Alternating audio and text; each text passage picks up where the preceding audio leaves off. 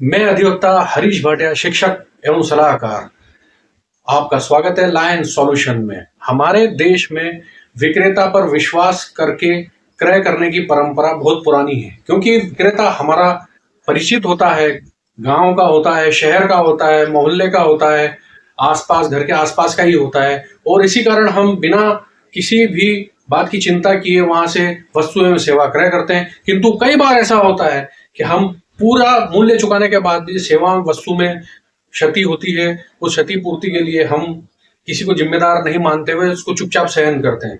ये हमारे देश में उपभोक्ता के संरक्षण के लिए उपभोक्ता संरक्षण अधिनियम बना हुआ है। कई लोगों को पता है इस संरक्षण अधिनियम के बारे में, उसके बाद भी वो लोग वहां जाना नहीं चाहते। कारण हैगा, कौन समय खराब करेगा, किसके पास इतना समय है, कंपनी का क्या बिगाड़ लेंगे। विक्रेता भ्रमित करता है कि इसमें मेरी जिम्मेदारी नहीं है, जबकि विक्रेता और मार्केटिंग एवं मैन्युफैक्चरर की तीनों की एक जैसी जवाबदारी होती है। आवश्यकता है केवल यहाँ पर जागरूक होने की कि हमारे सेवा एवं क्रय की गई वस्तु में यदि अगर कोई कमी है, त्रुटि है, तो उसकी क्षतिपूर्ति कैसे मिलेगी, कैसे प्राप्त होगी। तो यह सब हम जानते हैं। आइए हम जानते हैं कैसे हम ये पा सकते हैं। उपभोक्ता संरक्षण अधिनियम 2019 उपभोक्ताओं के संरक्षण के लिए बनाया गया। उपभोक्ता संरक्षण अधिनियम 20 जुलाई 2020 से लागू हुआ। CPC central consumer protection authority जो इतना शक्तिशाली है कि किसी भी प्रोडक्ट के विक्रय उत्पादन को प्रतिबंधित कर सकती है, किसी भी कंपनी के लाइसेंस को निलंबित कर सकती है या परमानेंट समाप्त कर सकती है।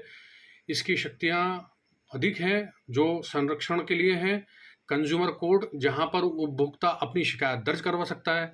अनुचित व्यापार व्यवहार हो, माल में एक या अधिक त्रुटि हो, भाड़े पर ली गई या अन्य सेवाएं जो भी ली गई हैं उनमें किसी प्रकार की कमी हो इत्यादि प्रकार की कोई भी शिकायत हो, कंज्यूमर कोर्ट में की जा सकती है। शिकायत दर्ज करने के लिए आवश्यकता होती है कि जो भी वस्तु या सेवा आपके द्वारा क्रय की गई है उसका बिल अवश्य लें। दूसरा, ऑनलाइन ट्रांजैक्शन भुगतान किया है उसका रिकॉर्ड रखें, वह भी जरूरी है।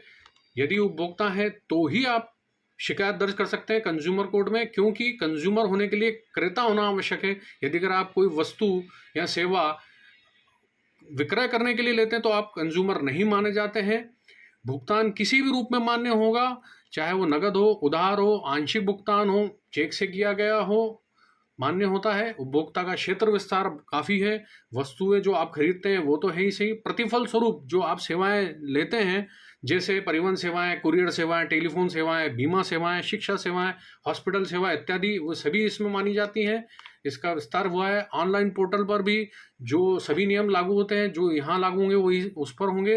रिटर्न प्रोडक्ट्स हो, return money consumer protection act के सभी नियम ऑनलाइन खरीदी वस्तु पर भी लागू होते हैं। एडवोकेट से संपर्क करें जो कानूनी बारीकियों को समझकर आपका सहयोग करेंगे। एडवोकेट बंधु को आपके साथ हुई वस्तु सेवा में हुई कमी, क्षति का नुकसान की पूर्ण तथ्यों के साथ उपलब्ध दस्तावेज देकर जानकारी देवें, तो वे आपके हितों की रक्षा करते हैं और आपको हुई हानि असुविधा के लिए अनुतोष अथवा क्षतिपूर्ति दिलवाने में आपकी सहायता करेंगे। आपकी बात न्यायालय के समक्ष रखेंगे एवं आपको विधिक लाभ दिलवाएंगे जो आपका अधिकार है। अगले वीडियो में मिलेंगे हम और अधिक जानकारी के साथ। आपका विश्वास बना रहे चैनल के साथ लाइक कीजिए, सब्सक्राइब कीजिए। हम आपके